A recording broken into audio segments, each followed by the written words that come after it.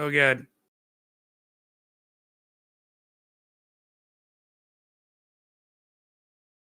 You tell me when we're going live.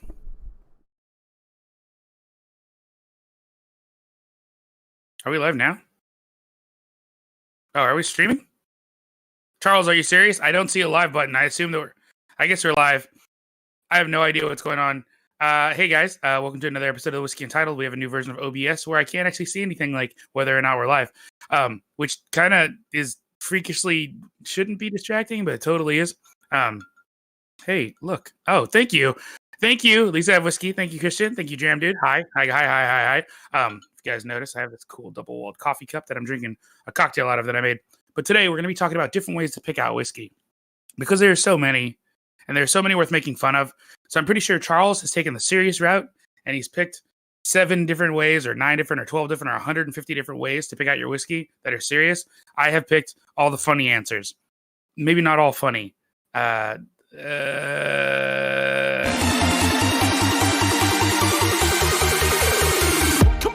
on.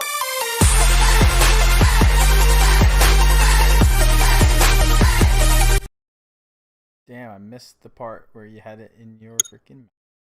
And cherries are so good. So good. Close. But yeah, guys, so apologies. Hopefully you guys could hear that intro as well.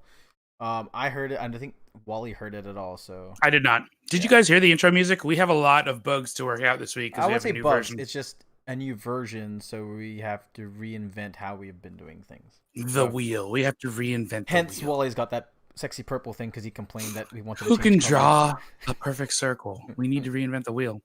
You didn't like my pink solo screen? It's beautiful and very. It's purple. I just look at complementary colors for yellows and the. It's very lavender. Yes, heard the music. All right, and also, my Thank microphone you, Cody. should be better now too. So. Yeah, everybody's microphone should be better. That's what Wally was like. Your microphone should be on drugs. Yeah. Maybe it should be on drugs. I don't know. But yeah, so I don't even see my microphone moving. We're just trying to figure out. Come on. What are we gonna talk about, Wally? What was the? This topic? is a whiskey show. I need to know first what's in your glass. I am opening up a brand new bottle that I got from Scotch Malt Whiskey Society. Ooh. It was not this month's outturn, it was last month's outturn. So this is Stimulating Sedation. So yeah, it's a first fill ex bourbon barrel, 1378. So yeah. Who's 13? I think that was Dalmore. 13? I think so. Why do I always think Dalmore's 9? Could be. I don't know. I just see another 13 behind it, so I bought the second one and I've been drinking a lot of it, so I'm assuming it is. But here's it is Dalmore. You're right. Go figure. Totally is Dalmore. Hey, what are you guys drinking? I'm assuming that all of you guys in chat are also sipping on something, right? Maybe it's Whiskey Maker's cut of Glenrothes that's getting smashed. Grand Cru 23. That's what I'm talking about. Oh, 9 is Glen Grand. Dang. At least I have whiskey. Cheers, man. Freaking drinking the good stuff. This is very pale. And I thought it was my light for a second, and it's not. It's because it's Dalmore, you know? When you don't add the color. You know. Also, just for you guys in there, can you hear me and Wally? Like, can you guys hear us well? I need to adjust the settings because I know we had a bit of a lag before. Yeah. Oh, you got that single cast nation bourbon? So if you're into single cast nation, Jam Dude, because you're at work, right? Single Cast Nation is releasing a 9-year bottle of Aaron on Thursday for $110 shipped per bottle. Just a heads up. If you're in a Single Cast Nation, good. Love those Jews. Shipped too. That's another $20 off. So it's $100 and then $10 shipping per bottle. That's crazy, $10 shipping. Yeah, it's a good deal.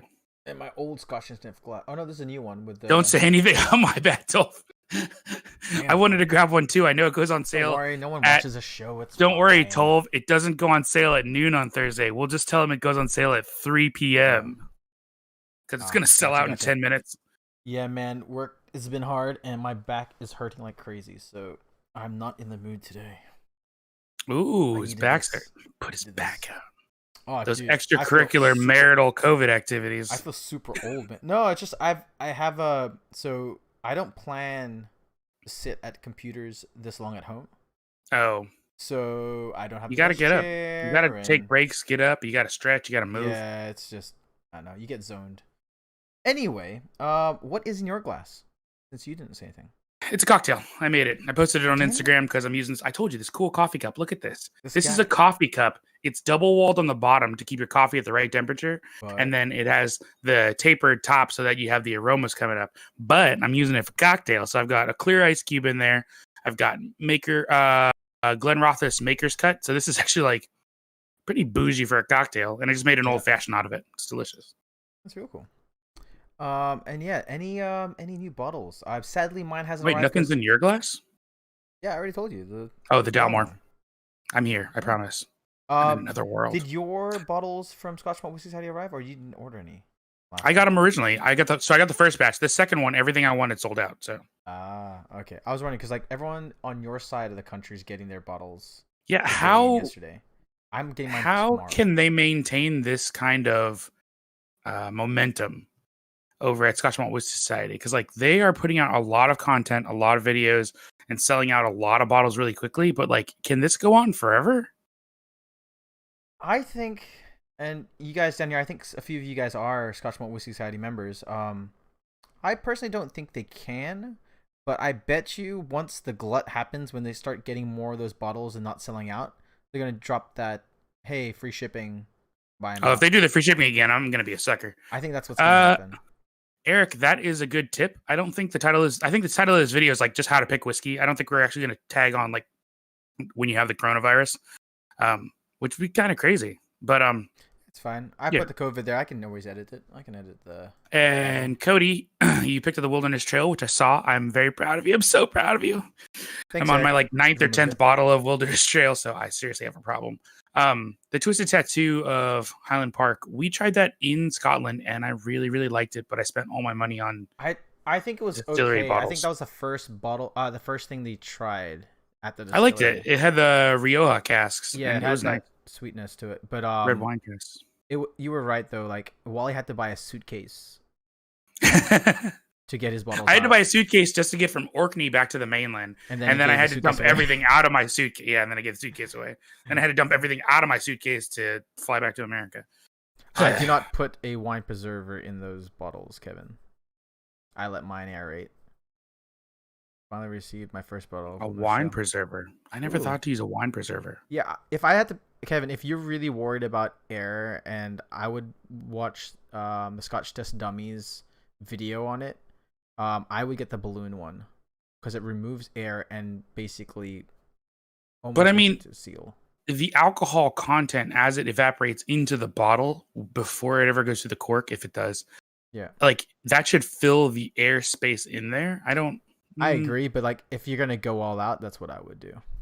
Interesting. Or to be honest, the smarter way to do it: get 375 bottles and whatever, and pour it when it's halfway through. Yeah, you could do that. We break the whole bottle down into 1 ounce bottles right off the bat. Yeah, I don't know. That'd be hilarious.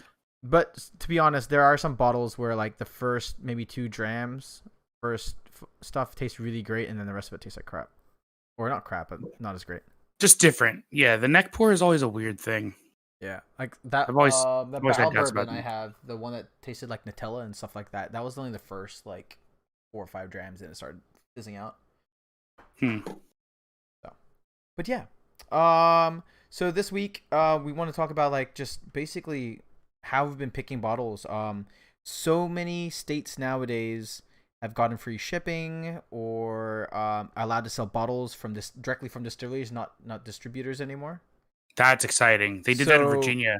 Yeah, so a lot of states are doing that just to help the distilleries out because, I think it was more tit for tat. Hey, we're helping make hand sanitizer. Give us a kickback. We need to make money off this stuff too. Not just that, because they're bringing in tax money. It's one of the few sources of revenue where you get so much money because the taxes on booze are insane. Yeah, I heard in Kentucky, like it wasn't even a second thought. It was just done because that was like one of the largest tax revenue stuff that they had.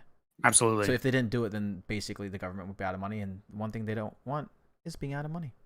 Funny thing, it's already out of money. Where's Eric?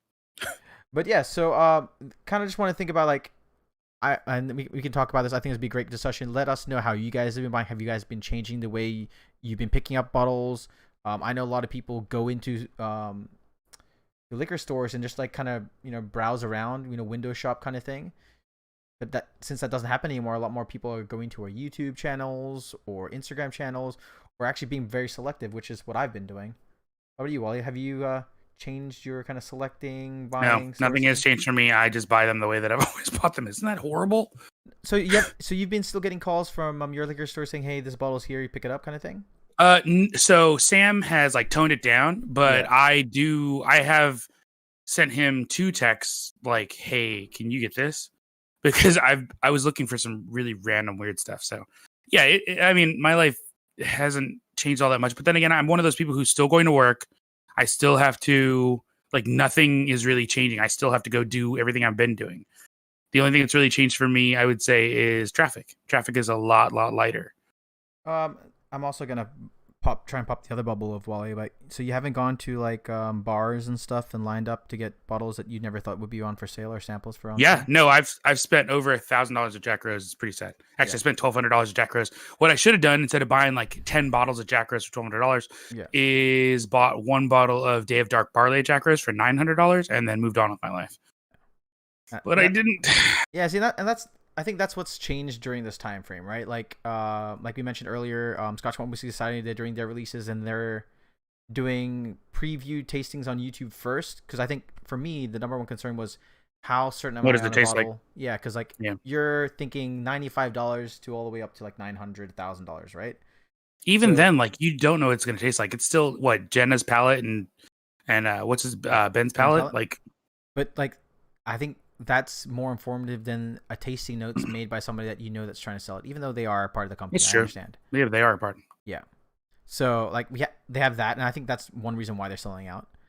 You got bars now trying to liquidate bottles that are open, through 1 ounce pours and so on. So that's interesting. I think you got a few fun things over at Jack Rose, which I didn't think you'd ever purchase because it was also on a discount. Yeah, I bought a bunch of weird stuff. Yeah, I couldn't resist. What Eric said, I totally agree. If they would sell whiskey and throw in a free sippy cup, as long as it had like a cool brand on the outside, I'd definitely buy it.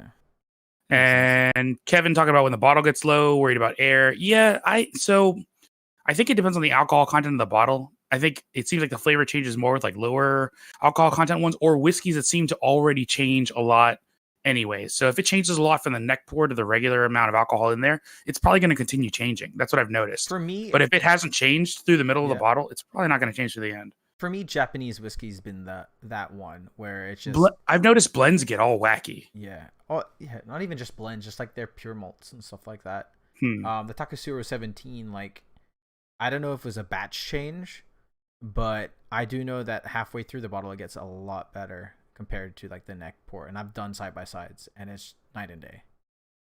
It's interesting. And usually happens with me with Japanese whiskey. I don't know why. At least I have whiskey found stores with Suntory stock. That's exciting. What kind of Suntory stock? That's a good question. My favorite bourbon store won't allow access curbside pickup only. My favorite bourbon store does. My favorite, local liquor store. They do curbside. If you call them, you can actually pay ahead. Yeah. Or they allow up to 10 people into the store. It's not a small store. Yeah. So 10 people's kind of Kevin, nice. Why doesn't it work for you? That'd be interesting to know. But yeah, so you brought up some bottles. I was thinking, I guess, something different from what we were thinking which is great. We always do that on the titles. But yeah, go for it. I was more for a talk than bottles. So I had 7 bottles that I picked specifically for a way you can buy whiskey, but maybe not necessarily the best way. Yeah. So go for it. The first bottle is not to buy whiskeys just because they have awards. In this case, this whiskey had a medal on it, and it didn't make it taste any better. This should have been a sign to me when I saw a medal on it, the Balmorea, because this doesn't taste great. A medal from where, though? A medal from, I don't know. Yeah, Kevin, I know a lot of people do that. I don't know. They won a medal for something special. I don't think it's anything great. But like any of those medals, if you look at how they go through the process, like San Francisco Spirits and all that stuff, like half those people who are judging are drunk, and like they better have high proof, otherwise it doesn't get through anyways. But a few people have gone behind the scenes. Yeah. Oh no, people have posted very publicly. And I've talked to some people. I'm like, how many heavy drams have you had? And they're like, oh yeah, over 10. Oh, easily. How can your palate take that? They're rolled through them. And that's why I think if you want to win San Francisco awards, like, and a lot of companies have Scotch Whiskey Society is one of you. High proof. Lots of favor, high proof. Yeah, but this bottle should have been a lesson to me because one of the first bottles I ever bought because I saw awards was the Ardbeg Corey Vrecken, and it was the biggest mistake of my life. I get it; it's rated 98. That doesn't mean it tastes like 98 whiskey. It tasted like trash, but it tastes like rubber bands, iodine, Band-Aids, abandoned hospitals, all that stuff. Everybody knows that. So yeah, so the first way I would say out of the weird bottles that I picked up would be do not pick a whiskey just because it has awards. Yeah, not a good way to pick it. I would agree on that one for sure. Sorry, I was trying to test out some of the new Ooh. I don't know if you guys like this one with Wally, Tiny Wally. I like Tiny Wally. I don't know, or just transition into like the side by side. But it's just interesting how awards definitely shape. Like I have a few friends that I bought whiskeys for, and just because of that award, they're like, I really want to get this, and I'm like, you sure? It's like, yeah. So they definitely come to think, and I don't, to be honest, believe that anymore. I know a lot of people do, because if you don't know a brand and you're like, hey, I won an award, try it out. Like just like that's just like this Garrison Brothers one. Like I tried one of the Garrison Brothers before and I wasn't impressed, and this one didn't make me feel any better, but it had a medal on it, so I was like, all right, I'll try it. Yeah, true. On someone else's recommendation. It was not a good. That's even harder too when someone recommended it as well. Speaking of which, someone else's recommendation was my second way to do this. When somebody recommends you a bottle because you think it's going to be great, remember their palate may not be your palate. Yeah. They may love a peaty whiskey. I only drink this when it's raining, as you can tell. They may love a peaty whiskey, but peaty whiskey may not be the thing for you. So it's really important to know, like, what's your wheelhouse before you take a friend's recommendation. Man, so you're really not into the lager right there. The lager? Oh, this may not be my first bottle of 16, but I only drink it when it's raining. Yeah, I know that sounds weird, but something about smelling alkalines outside makes me want Lagavulin.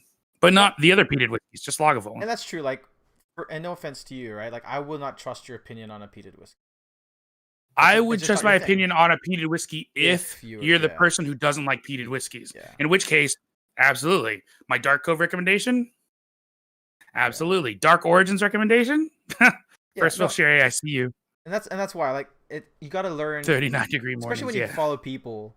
You got to learn the palate, and I think we have a few friends that understand our palates as well. So if they know that, like, even Christian right there, he's like, Charles, when he messaged me a couple weeks ago or whatever, when their portcast came out, and he's like, oh, you should be looking at this. I'm like, yeah, because he knows that I'm into ports and stuff like that, and I think that's great.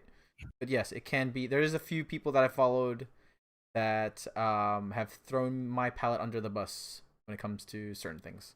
Which makes sense. I'm laughing at Eric. I'm sorry. Yeah. He's correct. The Whiskey Bible is 100% completely unbiased facts and not paid for evaluations. Those companies do not pay for and submit their whiskey to Jim Murray at all. They are completely unbiased. I'm really curious to see how much money he does get or how he gets the money. I would love to know how much Diageo paid him for Crown Royal Northern Harvest Rye. I personally don't think they paid him. I think they're... You think they gave him a handy? No, I think there's got to be a way. Like maybe like a marketing company paid for him. That maybe the marketing company gave him a handy? Yeah. Really curious about that because like you can tell that some things are like, is this guy's palate just wrong, or is he tasting panel now, or So all right, Michael, I can't pronounce your last name because it's definitely Italian and I don't want to butcher it.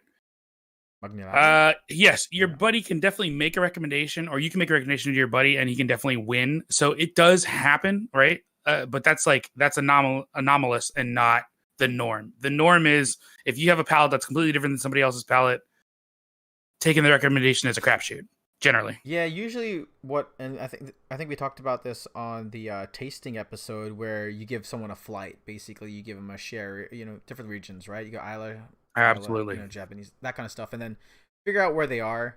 I noticed I did that with a couple of friends. A lot of bars, when we can go to bars, they do tasting flights and stuff like that. Remember when we could go to bars? I know, right? But yeah, like, that's the best way for me to get people into it, and then you can do recommendations on that.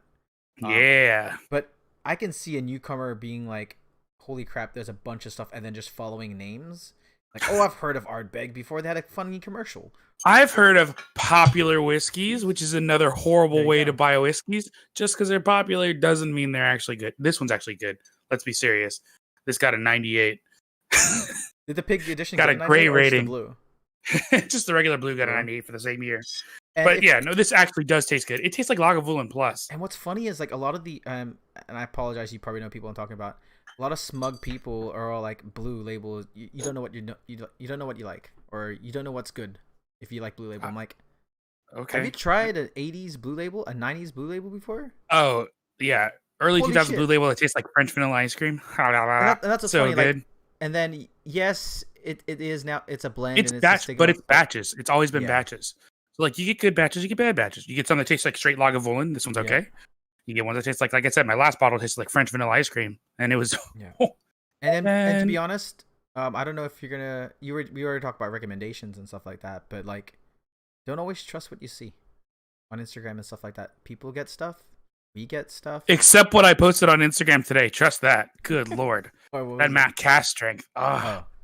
I actually thought you were wearing a bow tie today. That Matt cast strength.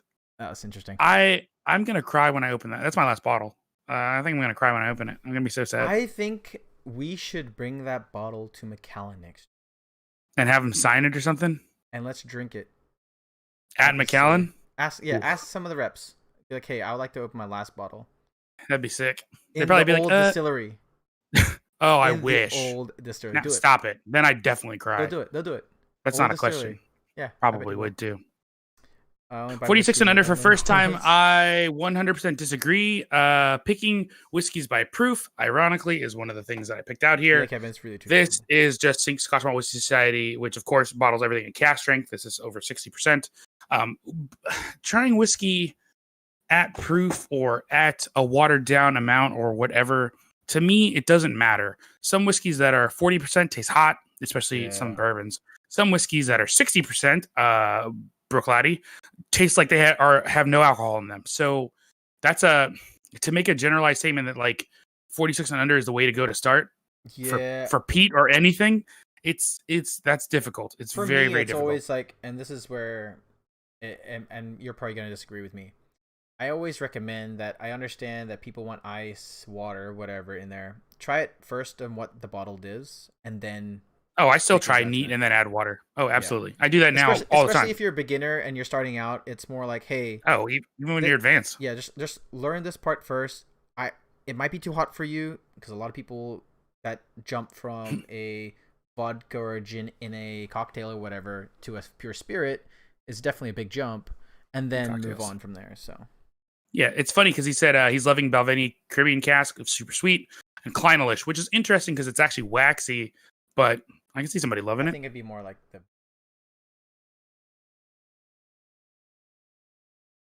Definitely. Have you had Col Ila 15 unpeated? It's unpeated style if you read the bottle, Eric. Very careful. I have the 17 unpeated style.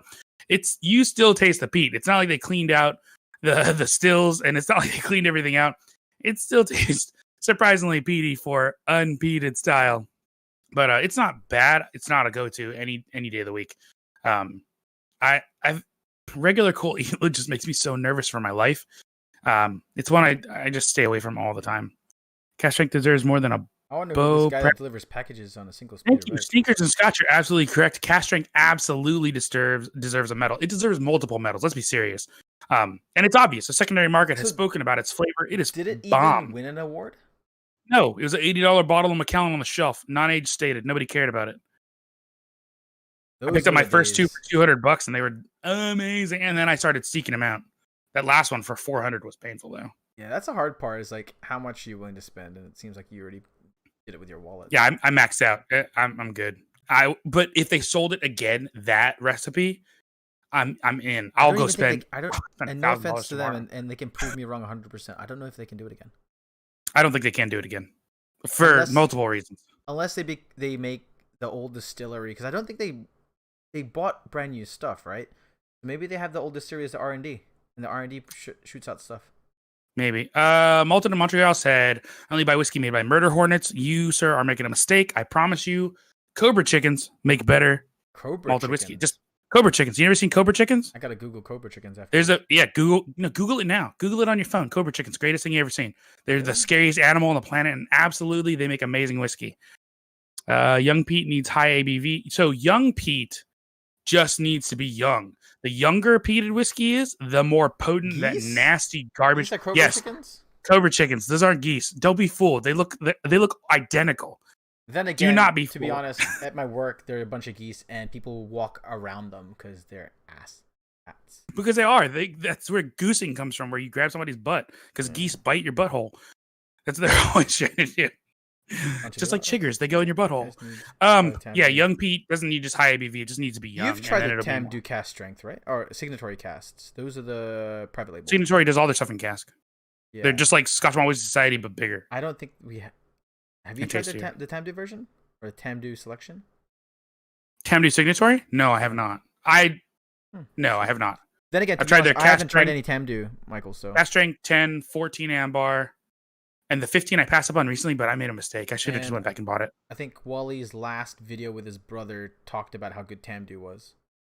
Oh, we talk about Tamdu all the time because Tamdu gets their casks from a bodega in Jerez de la Frontera, which if you've ever heard that said that way before, it's just like Macallan people, you know? And they get their casks from the same bodega. The fact that me and Wally actually had a private tour of Tamdu. Yeah, we didn't have a private tour of Jerez de la Frontera. No, we did not. We had a private tour of a closed Tamdu because they're only open for space. But bro, they were open. Like you could see the stills, we could see everything. Oh, the doors are open. Yeah, all the doors are open, and they actually had their own cooperage, which was surprisingly correct. Moving on from what Christian was saying, I do want to try the Wee Beastie. I know it's going to be horrible, but I want to try it. It's just like Kilchoman, only coming out with like 6 years and younger. Charles, you got the look of a dude that delivers packages on a single-speed bike frame. Absolutely. He loves fixies. Those are his favorite kind of bike. Also, he sides as a porn star, hence the mustache. Hence why I shaved my mustache off. I'm getting out of the biz. Surprise. He's going to say this like Pancho Villa. Absolutely, he does. You guys need to try Tandy's. Yeah. That's absolutely. It's not about the darkness. It's like darkness doesn't mean anything, right? As we learned from like Dalmore. But like absolutely, Signatory's barrel picks are just on point. This is just straight. Like if I can find one, I'll grab one. Also, Edgerdour, you're right about that too. Edgerdour is also freaking delicious. This is so good, dude. Say it again. I'm turning you on. The fixie part or Pancho Villa? What's turning you on? The fixie part. All right. Wait, I have other reasons not to buy whiskey. Yeah, go. Time. Don't just buy whiskey because people say it's getting expensive. Just because it's getting expensive doesn't mean it tastes good. It doesn't mean it doesn't taste good. It tastes all right. Obviously, their number 4, which I've almost killed a bottle of and need to buy another one, is absolutely amazing. This was okay. Shared it a lot. Don't think it's worth the $1,000 that people are paying for. Yeah, number 4 is probably better. I just don't flavor wise. I just don't understand the nonsense. I think Jerez de la Frontera. That's what you want. But no, I honestly think that it was the fact that no one really jumped on it because it was a non-age statement, and then it became a collection. Then everyone's like, and then what exactly? But it was called edition number 1. You know the irony, of course. So edition number 1. When I went to the store to buy it, I was like, I'll take 2 just in case, because it's like edition number 1 that's pretty special. Yeah. But like, I didn't think, oh my gosh, this is gonna be worth at one point $1,500. I was just like, if I like it, I have a backup. If I don't, get rid of it later. Yeah. I'm sad I don't have any more edition number 4s because I'm almost done with that. Yeah, same. $1,000 plus for a case. What whiskey would you pay $1,000? There's a lot of whiskeys I pay $1,000 for a case. Lalique number 6. I pay $1,000 for a case of Macallan cast strength. I pay $1,000 for a case of anything Glenfiddich all cast strength made in cherry casks, like the 15. Hibiki 21 all day. 18. Oh my gosh, if you could get it for that. Yeah, I know. It's. Does it bother you guys? Macallan cuts corners now. I wish I bought more of. I think that they changed the word on their cast to seasoned, but I think it just meant seasoned before also, and people don't believe that it's meant seasoned. What I do think changed is in the late 80s, the rule for shipping barrels from Spain to Scotland changed. They could no longer be filled with sherry. They had to be dumped before that. So when the rule changed, I think the flavor changed because they weren't, even though they get retoasted, I get that. I think the flavor still like got lost in translation coming across the ocean. And I'm not sure what causes that. That's an interesting point. I don't think it's that. I think because even now you can still ship sherry stuff. It has to be dumped, yes, but there's still some sherry in there. It's not like well, now they dump it, break it down, send it to Scotland, put it back together, rechar it, and then they break it down. See, a lot of in the US they don't do that still. They break it down in Scotland. Damn. All right. Yeah, I have to get the last two. Go. Kevin C, 5,000 plus for cases. I don't have that kind of money. I spent a lot of money on Macallan Elite number 6 because it was one bottle, and it's something I'll do one time in my life because I'm going to be 40 once. So that's never going to happen again. I don't think I could spend $5,000 on a case unless it was like Macallan 65 and I could sell it tomorrow. Yeah, the only thing that I would get that is if I can make my money back. Yeah, I'd have to make my money back. Flavor wise, no, I can justify spending $3,000. I spent $3,200. I can't justify spending $5,000. Jump on that question with Michael again. Like, do you think it's because they changed from sherry that was made for dumping or sherry that was made to drink? Even though they say the time stays the same, I do think it has changed. I don't think they're cutting corners on purpose. I think that their process has to have changed. Yeah, it's $1,500 a barrel for a sherry barrel. It's $100 for ex-bourbon gas. Yeah, it's these simple people are here to make mathematics. money too, man. Like, there's a lot of people that work for the company that love the company, but at the end of the day, the accountants rule that stuff. Yeah, sneakers and scotch. I agree with you. Number 6 is dope. Don't just buy bottles because they're distillery exclusives, unless they're this distillery exclusive because this is amazing. Really? Yeah, some people don't buy. Like, I always buy it, even if it's good or bad. So travel retail for me has been very hit or miss. I agree, travel retail, but like at distilleries. This one's distillery edition, but it's travel retail. Oh, okay, travel retail. Okay, yeah. I agree. Yeah, travel retail to me is like that. Highland Park travel retail. We saved money on that one because we didn't buy it. Yeah, it's all over the place. Yeah, and I only have one last one. I don't know how much time we have. I have one last way to buy whiskey that you shouldn't buy whiskey. Don't just buy whiskey because it has your name on it. Like, I'm stoked because it has my name on it. That's more photography than Wally in there. This was like really weird. It tastes good. It's made from IPA beers.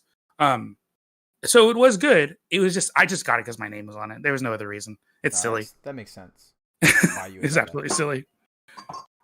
Well, guys, thank you for tuning in with us again. We do wet the cast with Sherry almost every Tuesday. We are going to take a photo because. Yeah, I don't know about them wetting the cast. I don't know if that's their fault. I don't know if it's because aging sherry, because sherry just gets dumped and thrown away, like, or used for cooking. I don't think there's any incentive for the bodegas to actually, like age sherry normally for a good period of time. Yeah. Like Dalmore still has a line on 30-year-old Matasalem, but how long will the Matasalem bodega continue to age stuff for 30 years? If they've been doing it this whole time and they're going to continue to do it, it'll happen forever. But that's a really rare instance. I personally think that if we ever get invited back, or if we go back to Macallan next year, this is one thing. They'll invite me back. Like, I want to sit down with them and just because, like, to be honest, we did the Dog and Pony show. It was enjoyable for non-whiskey lovers, but when we sat down with our tour guide and stuff like that, and the people there, Macallan is a luxury. It was night and day, right? Like, these people are very passionate. They love the brand. They love the education, but it just, that this is this front that they want to show because it sells well. And that's not catered to us. So. Because luxury, that's why. Like, if you're pushing luxury, the way you push and the way you show people things is not the same as passionate, enthusiasts. It's a different world. Yeah. And on that note, what do we say? I don't ever want to live under an underpass for a freeway, but deuces. And I hope this works.